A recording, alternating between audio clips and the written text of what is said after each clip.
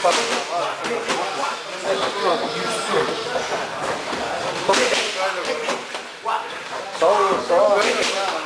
o gás agora.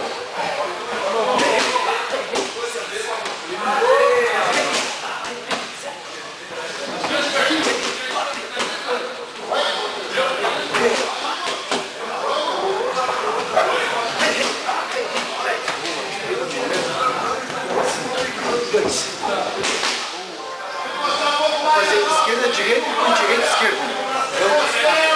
1, 2, 1, 2, esquerda. Direita, esquerda, esquerda. Isso, movimento. Isso, movimento. Isso, movimento.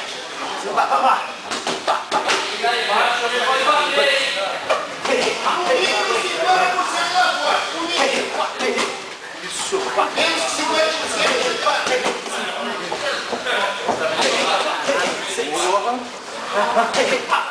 Estamos aqui com o mestre Osmar e o Cyborg. E aí, mestrão, como está sendo o treino do campeão?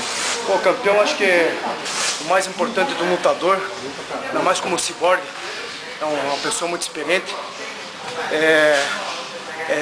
tem dedicação, um cara que é centrado no que ele faz, um cara que está sempre procurando buscar, sabe, as partes que ele se sente mais inseguro no treinamento, a parte do wrestling, a parte de jiu-jitsu, a parte do boxe, a parte do muay thai. É um cara que, se Deus quiser, vai representar muito bem a firma aí.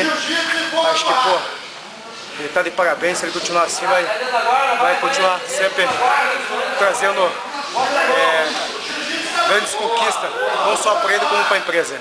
Tá de parabéns, seu Gordão. Obrigado. E aí, Cyborg, como tá o gás? Tô ficando gás, vocês viram? 100%? Em breve, não, ainda não. Em breve.